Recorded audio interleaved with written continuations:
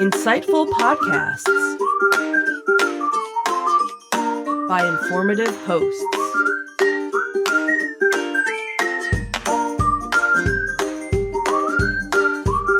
Insights into Things, a podcast network.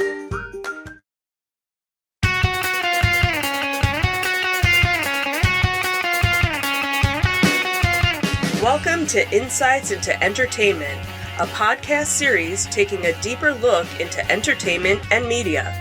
Your hosts, Joseph and Michelle Whalen, a husband and wife team of pop culture fanatics, are exploring all things from music and movies to television and fandom. Hello, everyone, and welcome to Insights into Entertainment, episode 152, Gaming's Best and Bleakest of 2023. That's right, if I'm hosting, that means it's an episode about gaming. I am your host, Sam Whalen, and the guy that I just keep dragging into the river of gaming news, my co-host, Joseph Whalen. How's it going? Hey, and if you're hosting as well, it means we're going to get into some negative stuff at the end of the show, too. That's right. That's our MO. Yeah, we're going to start off positive, though. So today we're doing, like I said, another gaming episode. We're going to talk about the Game Awards. The nominations are out. The actual ceremonies are on December the 7th, so right around the corner. But yeah, we're going to cover some of the nominations, and then we're going to get into some bummer stuff. Because while it has been one of the best years for gaming, it has been one of the worst years for gaming industry layoffs. So we're going to get into some of the hardest hit companies from that, and who should be held accountable for these layoffs, and if there's a way to prevent them. But before we get into that, we have to plug all of our subscriptions, or we need you to subscribe. That's on Apple Podcasts, Spotify, Google Podcast. Is Stitcher still around? Last time I did this, I think they are gone now. Yeah, well, if you're still on Stitcher, find a way to subscribe to us. We'd appreciate it. iHeartRadio, TuneIn, Amazon, and Pandora. Everyone loves Pandora. Yeah. Shout out Pandora. I forgot about that. Of course, you can always contact us as well if you have any questions, comments, or concerns. You can email us at comments@insightsintothings.com. We are on X at insights_things. I got it. Yeah, it was limited in what my options were. Okay. They were maybe already taken. Facebook, you can search Insights Into Things. Instagram, Insights Into Things. Anywhere, just search it. It'll come up. And of course, all these links can be found on our website, www.insightsintothings.com. Let's get right into it. All right.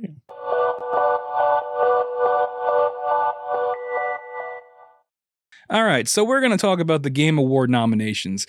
And I know what you're thinking. Do you want to start with some smaller stuff? No, we're going to start with the big one because that's what everybody's here for. All right, we're going to start with. Are we planning on talking about anything other than the big one? Yeah, we got a couple other things in there. There's one other smaller category that I want to talk about just because there's controversy, and who doesn't love controversy?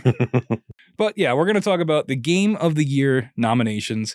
We've got 6 nominations for you. So let's take a look at them, and we've got them up on your screen for your viewing pleasure. We've got first one up is we're going to go from right to left, I guess. Yeah, it's in a different order than the script. Sorry.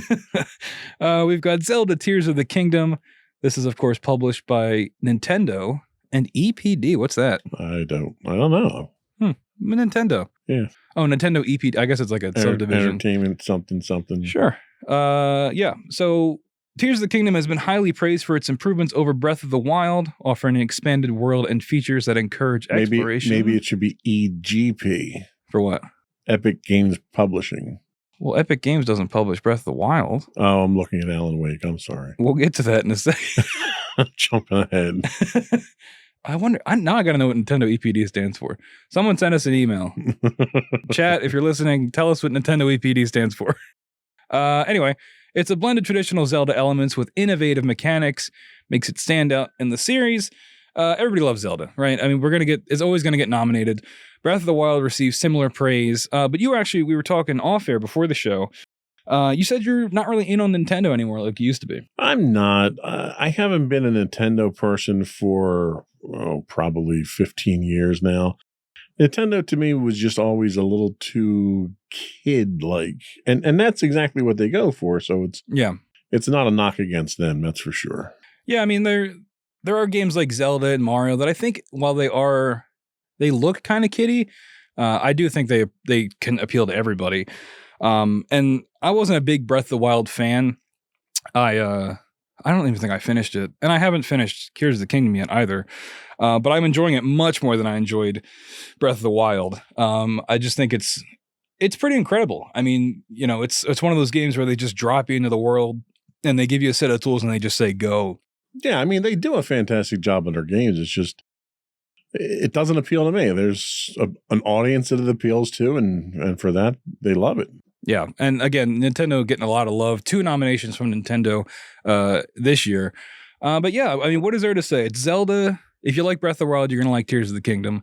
A lot of people, it is their front runner for winning this. A lot of people think it's going to go to Tears of the Kingdom. I don't personally. There's one. Neither do I. Yeah, you'll see where our biases lie coming up shortly. But yeah, that's Tears of the Kingdom. Moving on to nomination number 2, we've got Marvel Spider-Man 2. This is published by Insomniac Games. Insomniac, probably my second favorite PlayStation-acquired studio, behind Sony Santa Monica, who of course did God of War, the new God of War games. Insomniac, yes. Just incredible. Banger after banger games. Ratchet and Clank, Spider-Man 1, others that I'm not remembering. There was I think they did Sunset Overdrive, which was before they got bought by PlayStation. Sunset Overdrive, great game. You should all check it out. But yeah, Marvel Spider-Man 2 stands out for its dual character gameplay, innovative combat and traversal mechanics, and an expansive narrative that enriches the Spider-Man universe. I'm probably about 3/4 of the way through this. I've been trying to take my time with it because I do love these games, and I don't want to gorge myself on it. I like to take my time when it comes to these things. But I didn't finish it for the show, so what are you going to do? But you haven't started at all, right? But you played the first one. I haven't started it yet. What are your thoughts on it so far? How similar is it to the first? What's the storyline look like? Obviously, the graphics and everything are fantastic. Oh, yeah. It looks even better somehow, because now we're fully with the power of the PS5. Oh, we didn't show it, but it was the power of the PS5. It looks incredible. It is more Spider-Man, though. I mean, a lot like what we said with Tears of the Kingdom. It's more of the same. But for me, that's a good thing. I love Spider-Man, the initial one, the first one for PS4. I loved Miles Morales. Did you play that spin-off? I did, yes. Okay. So yeah, it's more of that. But they find ways to innovate on it and make it more fun. There's new traversal mechanics. You've got the web wings. There's a lot more. You feel faster. There's like these big. Having the PS5 helps with that. Yeah, the one thing, and I don't know if I told you about this as I was playing it, but the fast travel is like incredible. So the fast travel, you zoom out to the world map, you click a point, and it's instant. Like it just zooms into the map, and you're just there. Yeah. I don't know how they do it. Like it's remarkable to see in action. And yeah, they've added more because the map is larger as well. So they've added a couple more boroughs in New York, like Queens and stuff, and more suburban areas. I forget the name of it because I'm not from New York, but more suburban areas. But so what can you tell us about the story without giving away any spoilers? Yeah. I mean, if you've seen any of the trailers, you know we're dealing with the symbiote. We're dealing with Venom. And honestly, you can probably guess where the story's going to go because it's the same usually every time when Spider-Man deals with, if you've seen the Sam Raimi movies, it's a similar story. And honestly, so far, nothing has really surprised me with the story. I've pretty much been able to guess every beat. And that's not necessarily a bad thing, right? Because these, you still love these characters. You've got Peter Parker and Miles Morales now, which is really, really neat. Being able to switch between those two at will. And the really cool thing is like in story missions when you're switching between them on the fly. It's scripted in missions, but it's still really incredible to see it happen. It reminds me of Grand Theft Auto 5 doing the same thing, switching in in game. But yeah, I mean it's the story. There really isn't anything to spoil, honestly, not yet anyway. I mean, I'm sure some stuff will happen because I haven't finished it yet.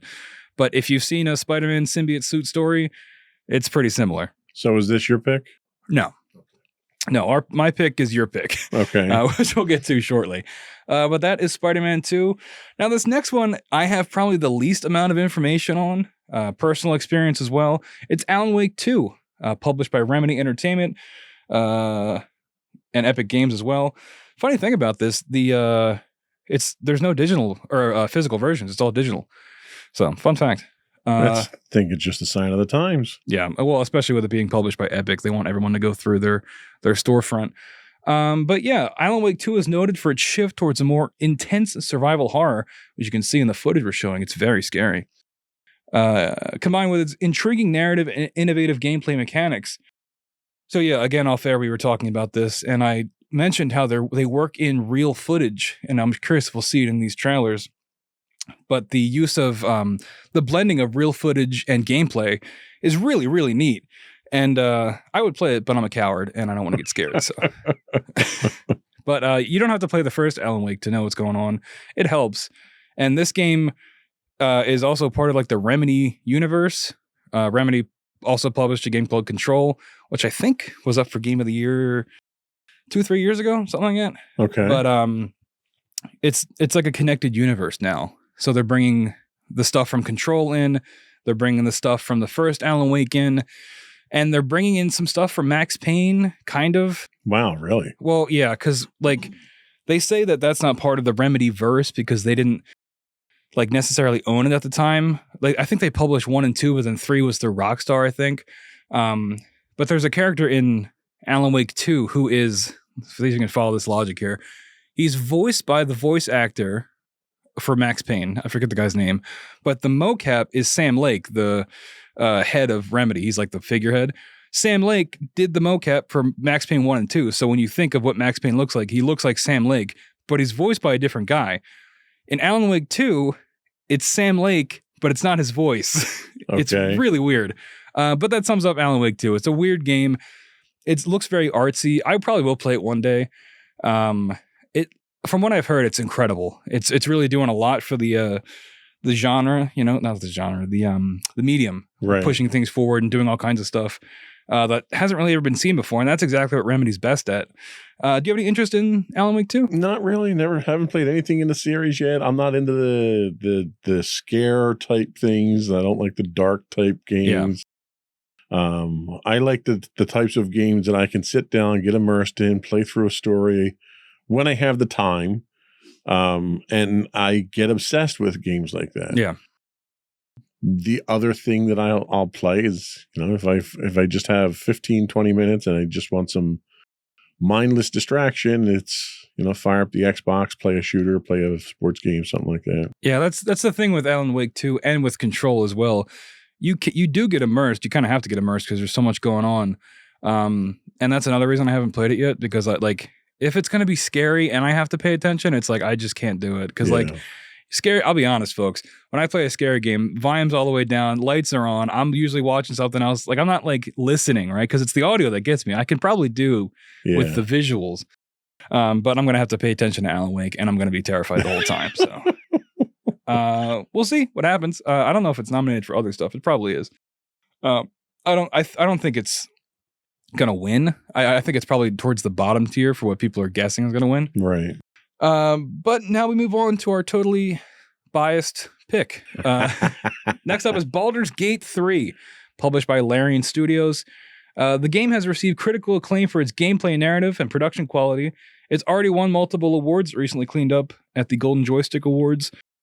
Its deep integration of D&D mechanics, it's Dungeons and Dragons for you normies out there, combined with a rich narrative and flexible gameplay, which is probably my favorite part about it, makes it a standout in the role-playing game genre. It's revolutionary, right? I mean, absolutely. I've never played, well, that's not true. I have played something like it, and it was the last game published by Larian Studios, Divinity 2 Original Sin, which I was trying to get everybody to play, but, it was a little, it wasn't as accessible as Baldur's Gate 3. And, this game has taken everybody by storm. Everybody's talking about it. You have 500 hours in it. Yeah, I have an unhealthy amount of time into this game for some reason. It really is a remarkable game. It to me, it's a genre defining game. Yep. And you look at the images of it, and the playthrough's great. The graphics are wonderful. If you're okay with turn-based combat, it's a great thing. But it captures the mechanics of a tabletop D&D game, which is very difficult to do. And the variance of the game. I've done 2 full playthroughs now and I have 5 short starts through Act 3. And I've yet to have the same thing happen twice in any story section. Wow. It's amazing that the game itself is that adaptive, and your choices matter. A lot of game systems tell you your choices matter, right? Well, normally it matters as to what your next cutscene is. Mm-hmm. This is something, and Larian's known for this, where your choices don't matter, but your choices have consequences. Yep. And you may make a choice in Act 1 that 30 hours later in Act 3 comes back and has a completely different effect on how the game goes, how people treat you, how the story goes. To sit down and to even come up with a mind map of how these different storylines go blows my mind. I don't know how they did it. Like, people are afraid of AI taking over the world. Whatever this game engine uses to come up with its story is more dangerous, I think, and more intelligent than any AI out there. Yeah, I mean, you hit the nail on the head. There's really not much else to say. It's incredible. And in that description we read off, I think the flexible gameplay is really my favorite aspect of it. It feels like D&D. You know, I love Dungeons and Dragons, and this is as close as you can get. And in some ways, I think it's better than actually playing D&D because I think it onboards everything so much simpler, right? At least on console, you know, your actions and everything you can do. When I'm playing D&D in real life, and I've got, even using the app or pen and paper, you kind of forget a lot of stuff you can do because there's so much information. But I think what Baldur's Gate 3 does so well is streamline that and make it so you really are considering everything you can do, even if it's just like shoving somebody off a cliff, which is like, you know, you can end a boss fight by doing that if you pass the check. And it's like D&D in that regard, where a DM could spend 3 hours planning a boss encounter, and you walk up and you pass the first persuasion check and the fight's over. You don't even have to fight the guy. I know that feeling. But like, I don't know how to describe it. I think it's a game that everyone can play. Like, it is a little bit complicated, and it's definitely, you can tell it was meant for PC first. Sure. But I think they did a great job making it for console too. Like, I think it still works. Well, and that's the one thing that's worth mentioning on PC is it was built for PC. And in fact, you have a completely different interface on PC. But if you fire up a game controller on the PC, it changes that game interface so it looks just like the console. So it's completely, that's another thing, that the fact that they went through and made 2 completely separate interfaces for how you were going to interact with the game, just that level of forethought was extraordinary. Yeah. And I have to say, you know, you and I both play D&D. We both DM from time to time. This has changed the way that I play D&D. Yep. It's educated me on different character class information, all that stuff. But the fact that it shows you, you know, you could sit down at a tabletop and roll dice and throw a fireball at somebody, and it kind of just rolls off your tongue and you move on to the next thing. You don't know what it looks like. And then here, not only do they visualize what spell casting and combat looks like, they show it in different ways for different classes, you know. And even, you know, if you go with a bard, the bard can cast, you know, any number of spells, but depending on the instrument that the bard is using, the visualization looks different and is custom to the instrument, which is just incredible. Yeah. It adds so much ambiance and so much life to the game. That's why I think this one should win. Oh yeah. Even if it doesn't. Yeah, spoilers, folks. I don't think it's gonna. It's nominated for 8 things. First of all, I do not think it's gonna sweep. I think it will get most of them. But like, it's up for like multiplayer game. I don't think it's gonna win that. And the multiplayer aspect is terrible. It's not great. I like that it's in there, and I want to do a playthrough with my friends whenever they get it. Well, the multiplayer. All right, so multiplayer, in as much as multiple players, 4 people can be in the game. Yeah, there are multiple players, but they're all playing their own story essentially, and you can interact with their story to a certain amount. There's no instancing that happens here, right? So you don't have a shared experience. You go off and you have dialogue on your own that's relevant to your character, and you can share that with other people, but they can't participate in it. Right. It's not an MMO. It's a kind of a cooperative playthrough that you do, most of the time, right? It's not even all the time. So it's not really a good multiplayer game. It's a great single player game that has some multiplayer capability. Yeah, and I think the one thing that does shine in the multiplayer is the combat. I think because we played it very briefly, and that's the only experience I've had with the multiplayer was the hour that we probably played. Right. So I can't speak to it fully, but the combat in multiplayer is great because the combat is normally turn-based, and it still is in multiplayer, but it syncs up whoever the real players are. So if you and I were playing, our turns would happen simultaneously, but everything else is still turn-based. Yeah. So you can sync up abilities. There is a lot of potential there. We just didn't play enough of it to find out. Well, and the one thing I will say that was great in multiplayer is as you play through your character's turn, you end your turn. In single player, if you end your turn prematurely, it's over. Yep. In multiplayer, if you end your turn, you have to confirm that you're ending it.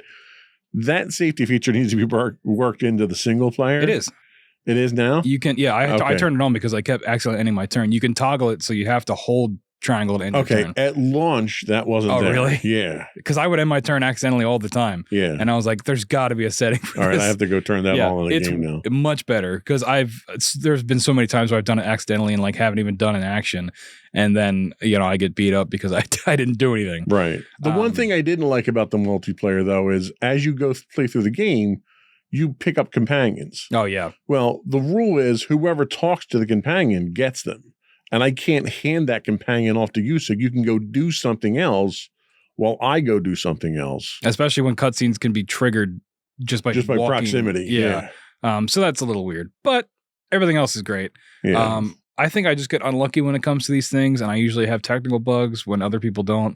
I have had some bugs with it, but considering everything that's going on, it's like a miracle. It's like it's from like on high. It was sent down, and it runs and it works. And if you think you can do something, you probably can. You feel so free, and I've never really played another game like that where there really are no. I mean, there are constraints, right? In terms of like you can't like clip through a wall or something, right? But like. I've never played another game where I go into a situation and I feel like I could handle it in almost infinite ways. It's a game that is sophisticated well beyond its years. Yeah. Like I wouldn't expect something with this level of intelligence to come out for 5 to 6 years. Yep. We could probably do a whole episode on it, but we do have some other nominations to talk about. We got 2 more to go through. Let's get rid of the rest of these. So next up is Resident Evil 4, published by Capcom. This game is awesome. I played this game. I never played the original Resident Evil, so I was able to play this. This game rocks. Like, I don't know how else to describe it. It's like if you played through an action movie, like an 80s action movie.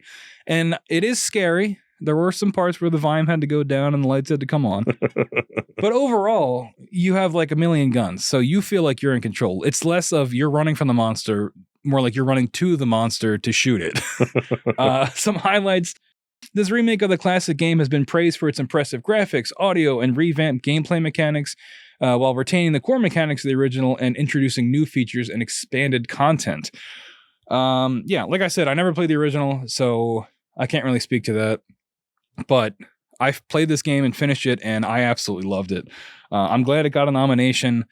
I know some people are maybe a little bit perturbed by that because it's a remake. But if you play the game, it really is a remake. It is different from the original, and from what I've seen, it is its own game, and it stands on its own. I really think it does, and I highly recommend it if you're if you like action games, because it is more of an action game than it is a survival horror game.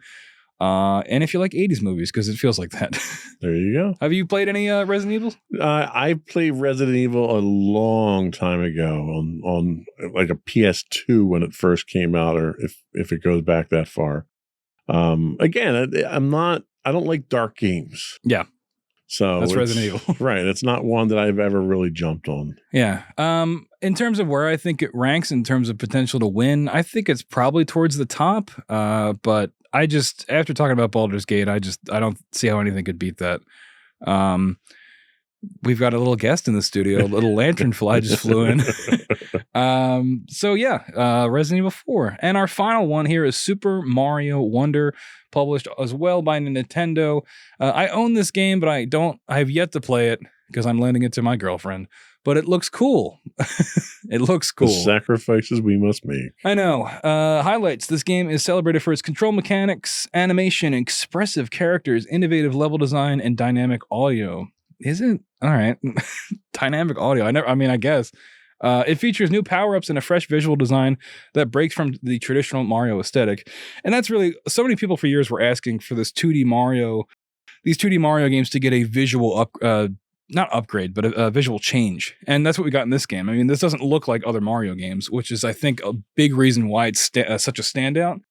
I'm looking forward to it. Game of the year, I don't know. This was a surprise for me, but I think it's because it's Mario and it's Nintendo, and I think there's just a level of industry praise that comes with that. Well, and correct me if I'm wrong with this looks suspiciously like a standard Mario platformer. Well, yeah. With really nice graphics. It does look very pretty. They added a bunch of new power-ups and stuff. From what I've heard from people that have played it, it's not as... it didn't break the mold as much as people wanted it to. I think a lot of people were just hungry for a, just full send it, just do something different. Oh, he's on me now. I flicked him. Now he's knocked out somewhere. Sorry about that. But yeah, I think it wasn't quite the property shakeup people were looking for. Well, I think it's funny that there was criticism leveled at Resident Evil for being a remake. How is this not a remake? Well, it's not all the levels are unique. You'll probably still get the Mario 1-1 world that has every Mario game, but all the levels are new. All the content is new. That trailer did not really do it justice, I don't think. It didn't impress me, I'll tell you that. Yeah. If there was one that I could be okay cutting from these nominations, it would probably be this. But again, I haven't played it. Maybe when I play it, I'll change my mind. But fair enough. So those are your Game of the Year nominations. Tell us what you think should win in the comments down below. I think our vote is soundly Baldur's Gate. Absolutely. We have some other quick things I want to round up here in this section because we've gone kind of long.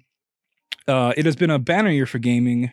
A couple nominations games I would like to highlight that didn't make Game of the Year nominations. Sea of Stars, highly recommend that if you like RPGs, that pixel style. That game is incredible. It's fantastic. Final Fantasy 16, Armored Core 6. These are all nominated in other categories, not Game of the Year. Starfield. Remember Starfield, everybody? I have heard rumors of Starfield. It's bad. I don't like it. I'll say it. I heard it's got a really good engine for building Starship. Yeah, I haven't done any of that. That's what everyone seems to love about the game. Yeah, it's I don't know. I think since it's come out, it was praised pretty highly on release, but I think as people have been able to sit with it, I think it's somewhere in the middle of the pack, which is a disappointment, especially if you're an Xbox fan, because that was supposed to be their game winner. That was supposed to be their game winner, and it's nominated for one category, and it's probably not going to win. What's that, for biggest game of the year? RPG, I think, is what it's up for. But Baldur's Gate's in that category, so it's not going to win. So Jeff Keighley, the guy that runs it, he's like the brains behind the operation. He said that even though, it's a great year for gaming, we did have to limit it to 6. Let's see. Do we want to cover these other categories, or are we short on time? You can run through them real quick. So we got these are some that I just wanted to highlight. Best performance, we have Ben Starr for Final Fantasy 16, Cameron Monaghan for Jedi Survivor. Have you played that yet? No. Yeah, he does a good job. It's fine. I didn't really like the first ones. Oh, that's right. You didn't. We've talked about that before. Idris Elba for Cyberpunk Phantom Liberty, which... What was that, an add-on for Cyberpunk? Yes. Really? But it's also like a remake, kind of, because with Phantom Liberty came the Cyberpunk 2.0 update, which like changed the whole game and made it what it should have been at launch, which is impressive and deserves acclaim, but... Not that steaming pile of crap that we got at launch. I love Cyberpunk since day one. I love driving around a city and seeing random piles of trash just fall from the sky. It was such a just delightful thing. I've been a Cyberpunk diehard supporter since day one. not a CD Projekt Red supporter because they lied a lot, but I don't know. People are saying it's back, and it's kind of wild that Idris Elba is in the game. That is kind of well. That's the thing. If you have a terrible release for a game, sign a celebrity to the next version of the game. I own this DLC, but I have yet to play it because when I was playing Cyberpunk, I'm playing through it to experience the 2.0 stuff, which is very impressive, and I highly recommend going back to it if you want. You can drive around the city. Is it another 15 terabytes of a download? Probably. It took 3 days to download it. I'm going to butcher this woman's name, but Melanie LeBird. Sure, that looks good. From Alan Wake 2, she plays, I think her name's Saga in it. She's the other main character that isn't Alan Wake. Neil Newbon, who is Asterion, right? In Baldur's Gate 3.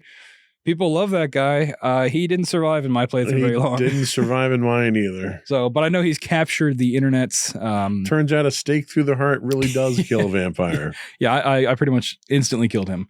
I think he's one of the front runners, and then my boy Yuri Lowenthal for Marvel Spider-Man 2. He is the best, and I hope he wins. But that's who I'm pulling for. I love Yuri. He kind of does the same voice all the time, but man, is it good.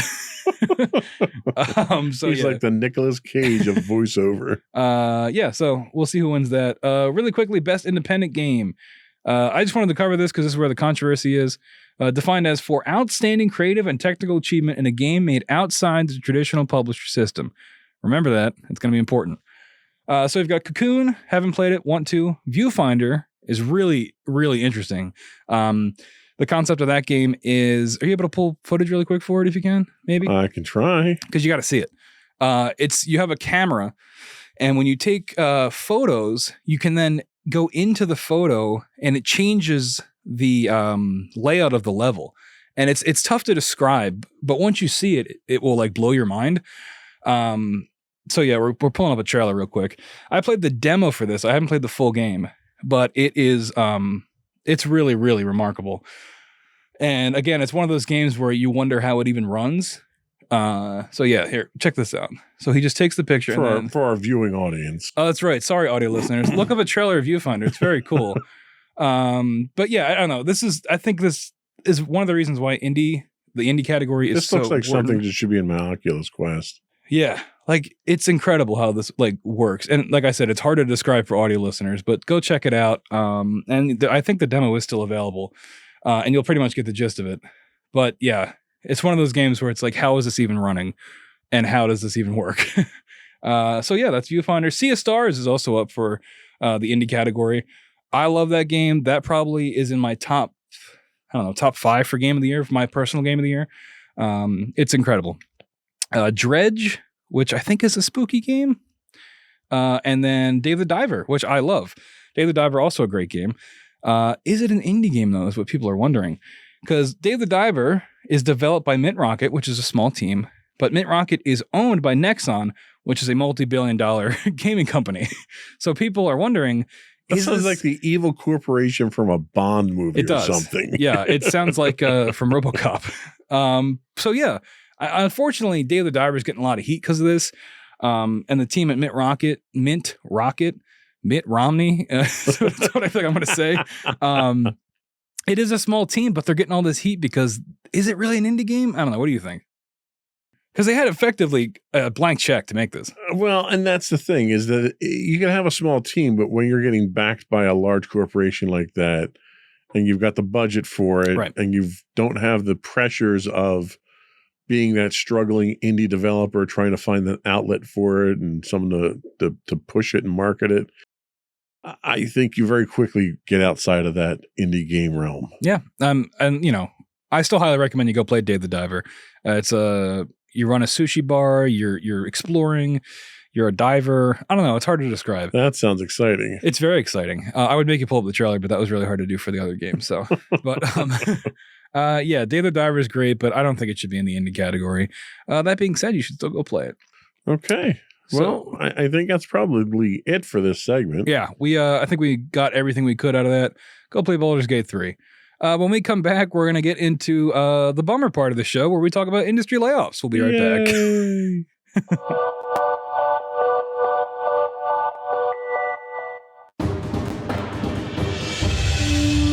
For over 7 years, the Second Sith Empire has been the premier community guild in the online game Star Wars: The Old Republic. With hundreds of friendly and helpful active members, a weekly schedule of nightly events, annual guild meet and greets, and an active community both on the web and on Discord. The Second Sith Empire is more than your typical gaming group. We're family. Join us on the Starforge server for nightly events such as operations, flashpoints, world boss hunts, Star Wars trivia, guild lottery, and much more. Visit us on the web today at www.thesecondsithempire.com.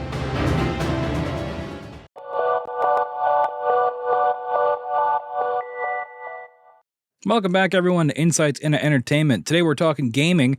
We just got done covering the Game Award nominations, and now we're going to talk about industry layoffs. Of course we're talking gaming because you're on the show. That's right. I should wear like a gamer sweater or something. Be Insights into Gaming when you're on. Yeah, have like Mountain Dew in the intro. All right. So anyway, like I said at the top of the show, despite being lauded as one of the best years in gaming, the industry has been hit by massive layoffs at every level. At the time of writing, it's probably higher now. Around 6,000 people have been laid off in the gaming industry. There's a very helpful but depressing website called videogamelayoffs.com, and it's been tracking the numbers since the beginning of the year. It's just one of those stories you hear about every week if you're not covering, I'm not covering anything, I'm not a journalist, but if you're following gaming news, it's one of those things that you can't really ignore, especially this year. And, you know, I don't know anything about economics, but I feel like it's one of those things where when one company does it, there's a real chance of it starting a tidal wave of this where it's like, it doesn't make it okay, but from the company's point of view, it might have like, well, if everyone's doing it, we might as well just do it now to cut costs. What do you think? Well, and I think what you run into really is when one company does it, there's a viable reason for doing it. And usually it's an economic reason, or, you know, it could be depending on what the industry, but we've seen layoffs across the board, regardless of industry, not just video games, and companies that are doing perfectly fine, companies that are doing record numbers, record profits are laying people off.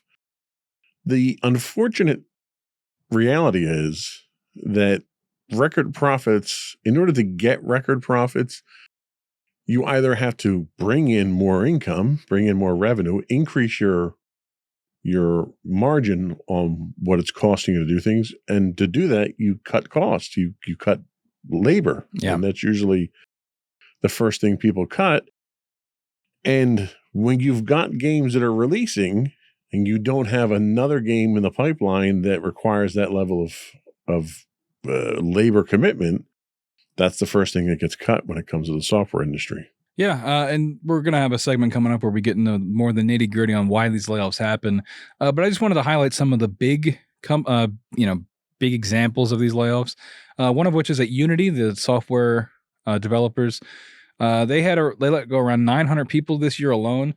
Unity has been in some very, very hot water lately. I don't know if you've been following any of this. They changed its pricing structure this year and basically nuked their whole brand for no reason. Not for no reason. They wanted to make more money.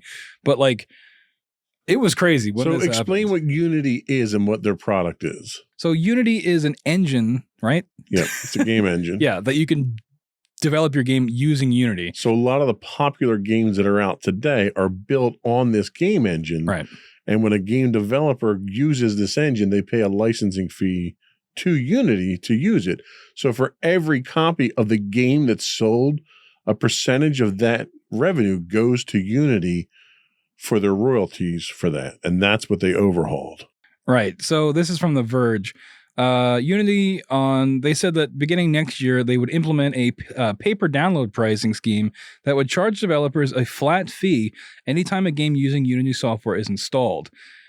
I think the keyword there is installed. Yes. Right? Because you can't do demos at that point in time without paying Unity. Right. And that is including installs that may not be legal right. through pirating and things like that.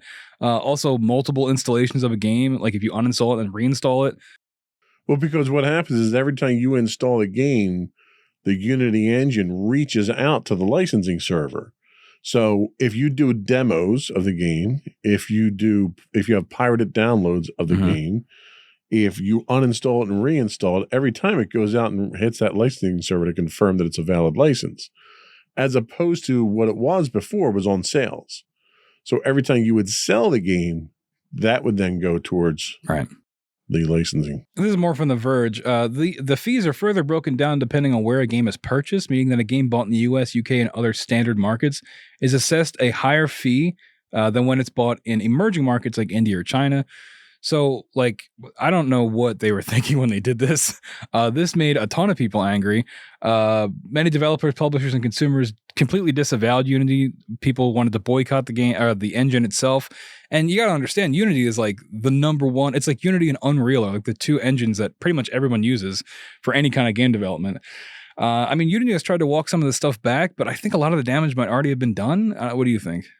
Well, and the thing is, the regional pricing that they're talking about is not unusual in any other industry.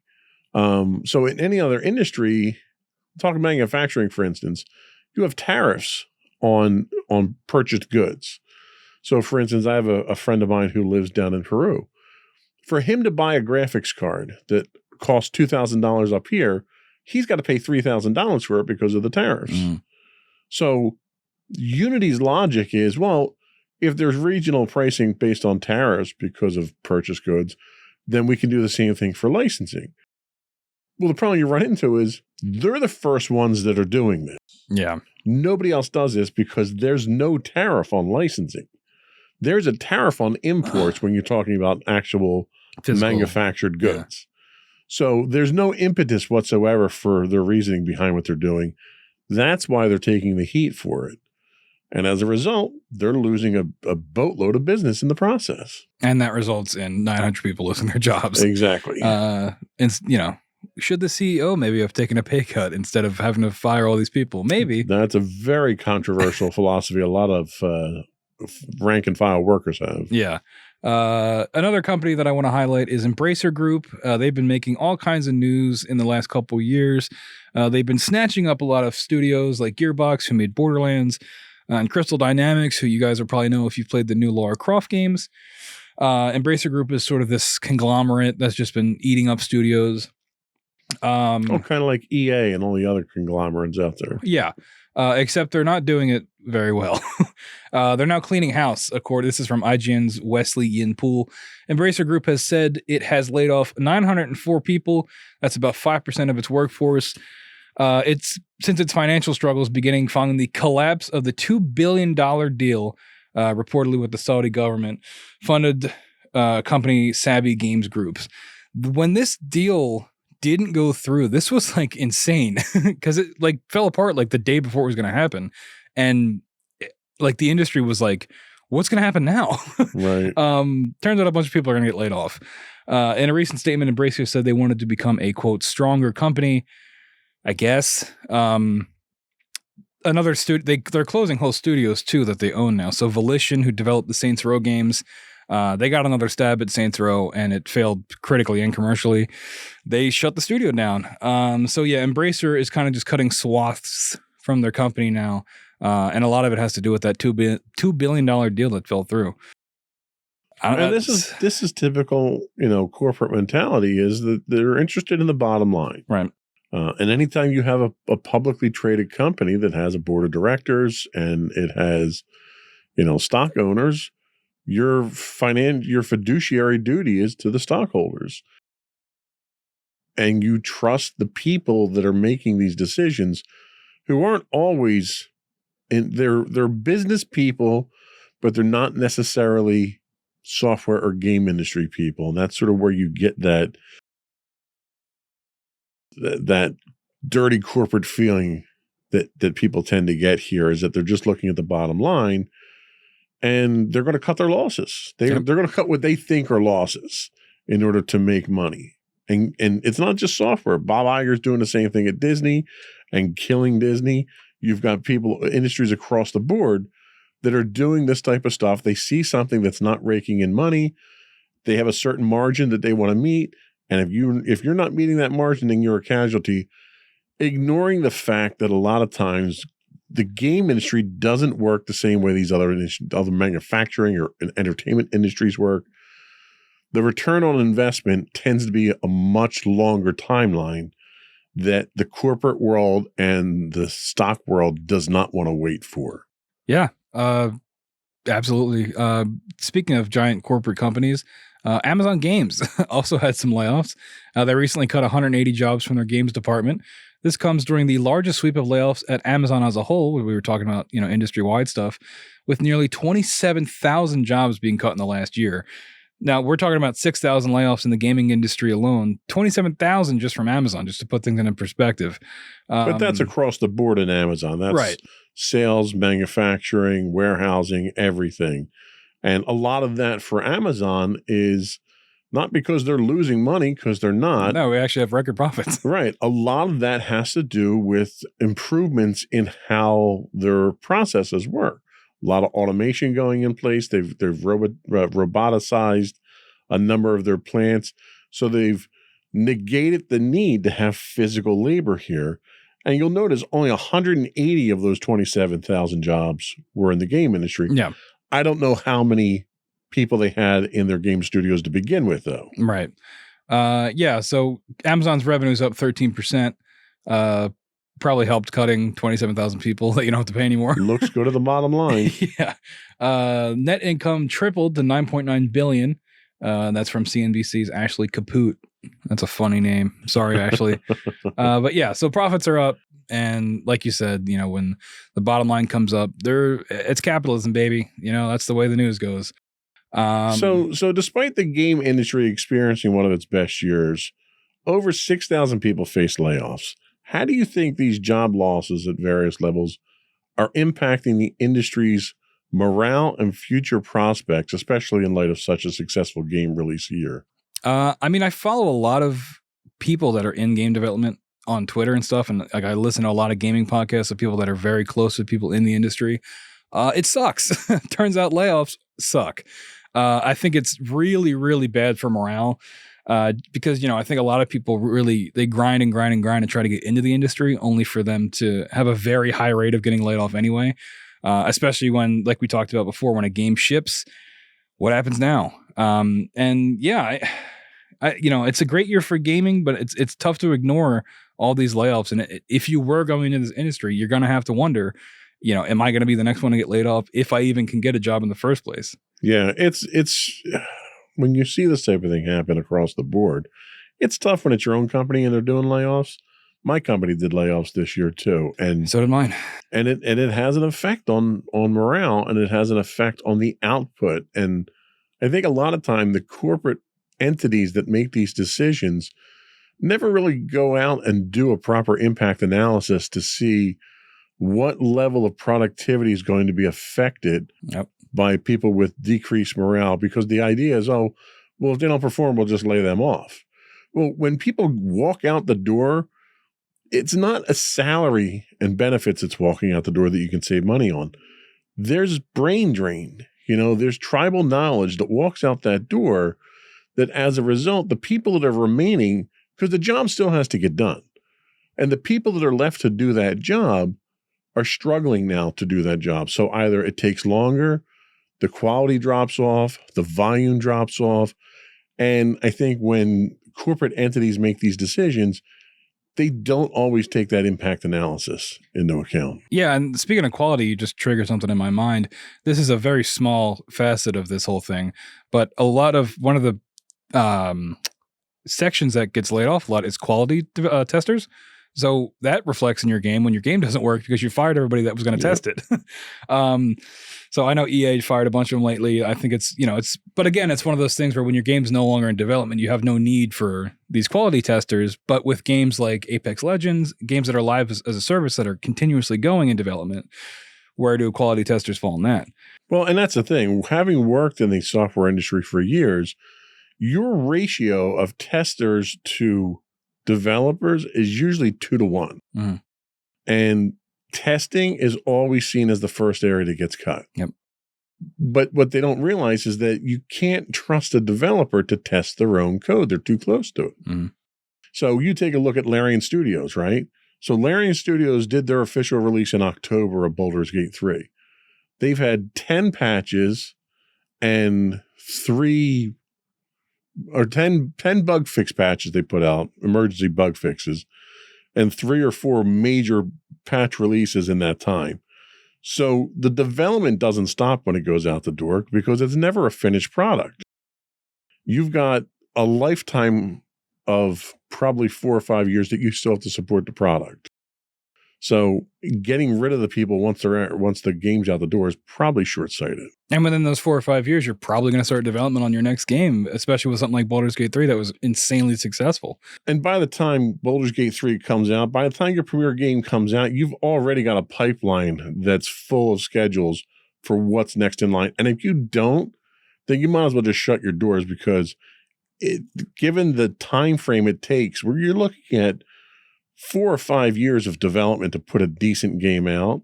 So if you don't already have something in the pipeline and something in the works when your current game comes out, you're going to go out of business. Yeah. Yeah, it's tough, right? I mean, you get this a lot with movies too. You know, these things take so long to make and then it's out and then people immediately want more. Right. And I mean, that's just how it goes. But hopefully that keeps some people employed too.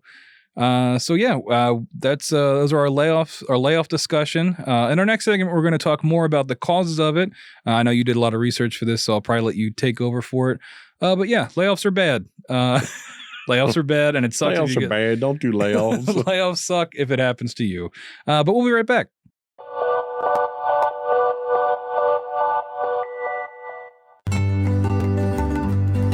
Insights into Teens, a podcast series exploring the issues and challenges of today's youth.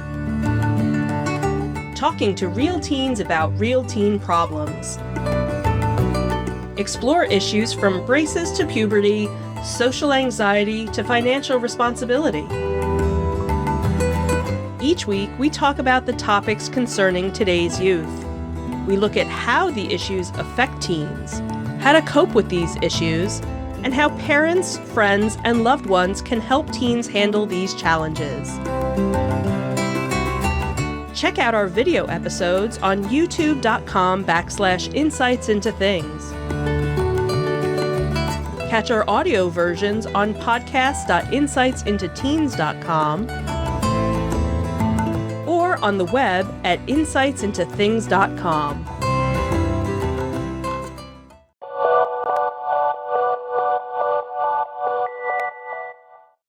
Welcome back to Insights into Entertainment, everybody. We're wrapping up the show today talking about the cause and the purpose of all these layoffs.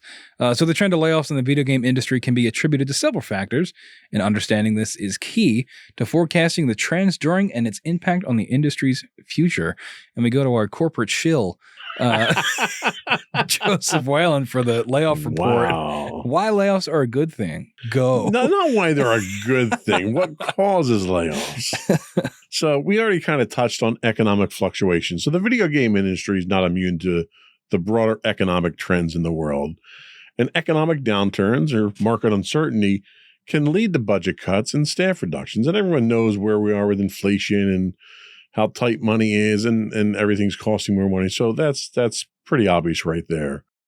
We're also looking right now, and it's first time in the industry's history that we're in a post-pandemic period. So we're still looking at adjustments from that. COVID-19 pandemic led to a surge in gaming as people sought entertainment during the lockdowns. This surge may have led to overhiring or overexpansion in some companies. As the world returns to normalcy, demand may stabilize or decrease, leading to restructuring. There's also, people now are like, there's the discussion of work from home. Well, why wouldn't I just always work from home if I can?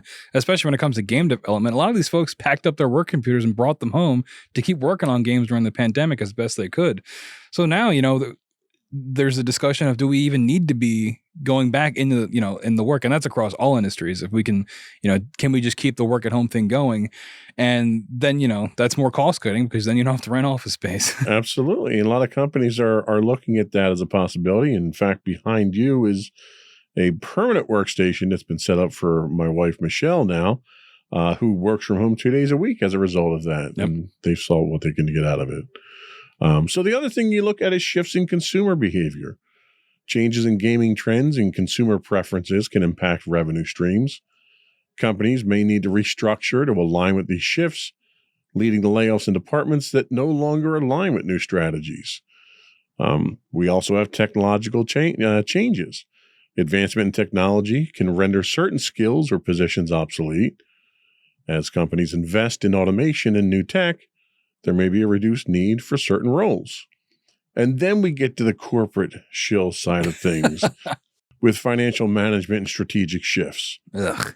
So poor financial management or strategic pivots can necessitate cost-cutting measures, including layoffs, which is exactly what Unity ran into. Mm-hmm.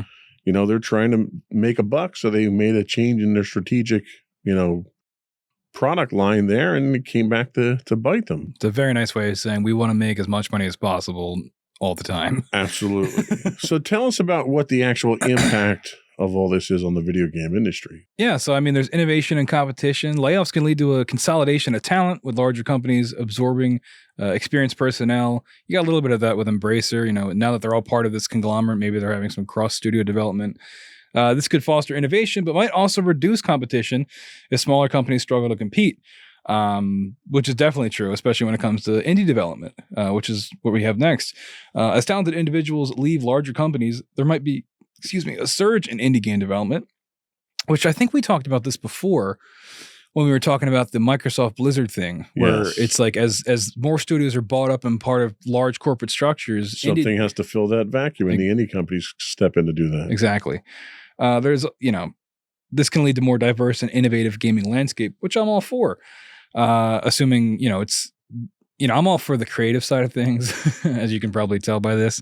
It's tough to see, but maybe that is a silver lining. Well, and the one advantage you get from the indie side of things is you don't get the corporate shield. You get idealism. You get companies that come in here with this idealistic view of, I'm going to make this for the fans.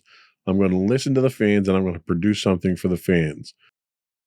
If it doesn't sell, then the corporate guys come in, they suck up the company, and then they move on.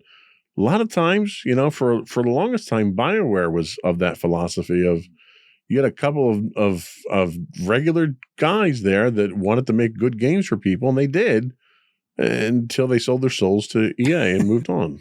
We would all do it, let's be honest. I would too. Hell, if I could get, a couple $1 million for this podcast, I'd sell it in a heartbeat. Yeah, next episode, we're going to have McDonald's branding all around the place. I highly recommend you play Sea of Stars, because it is a very similar situation. I'm blanking on the name of the developers, but it's like that, where they made another game called The Messenger, but they all seem like very down-to-earth people. We have shifts in job roles. The industry may witness a shift in the types of roles that are in demand, with more emphasis on technologies like AI, VR, and cloud gaming. I don't know about VR. Are we done with VR? I think VR is pretty much, although Apple wants to bring VR back, I think they're missing the boat. They're going to make people spend like $10,000 for a headset. So you can get freaky eyes on the outside of your headset. Yeah. We talked about this already a little bit, but the impact on gaming quality and diversity.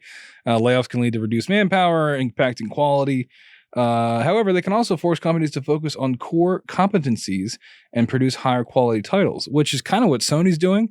They're spending and taking the time to have all these first party games that are, industry wide successes, commercially and critically, that sort of hold up the brand just by virtue of existing.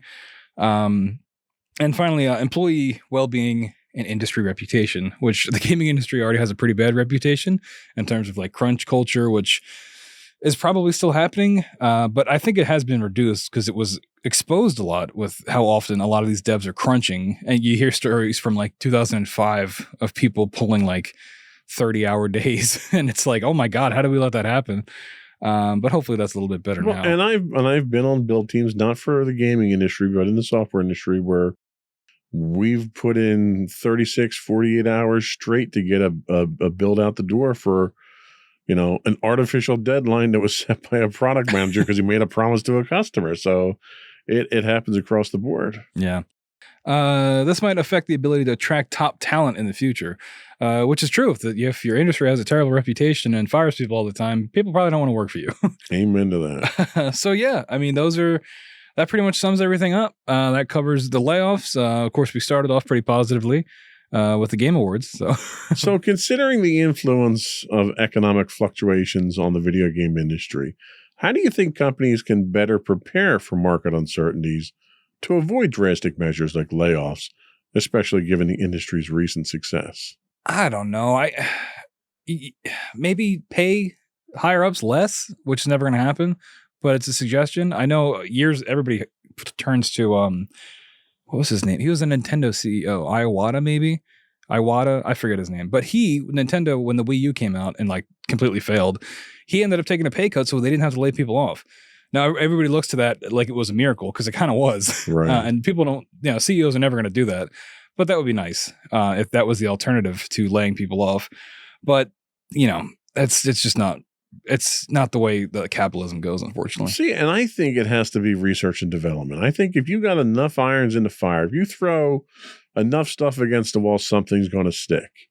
And if you've got a couple of games that are in there, you can tell after 2 or 3 years of development if your game's going to be a success, because at that point in time, you've trotted out previews at a couple of game shows. You've had some industry experts take a look at it. You've got some play time with it, and people need to be more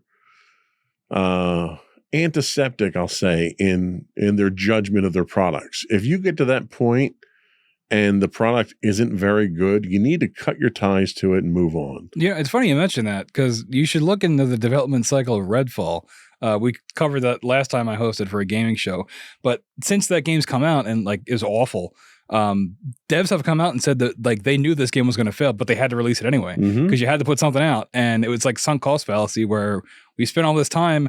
We probably should cancel this game and rework it, but higher ups need us to release something, so here's what you get. Well, and going back to one of my old favorites, Star Wars: The Old Republic, same thing. They spent almost 10 years of development on that, 6 of which was trying to build their own game engine before they realized they couldn't, and they wound up using a 10-year-old game engine to basically reskin the entire game for it. And then they released it, and within the first 6 months, they lost 50% of their subscribers because the game just wasn't up to what it was supposed to be. At some point in time, you need to have the sense to pull the plug on it. Yeah.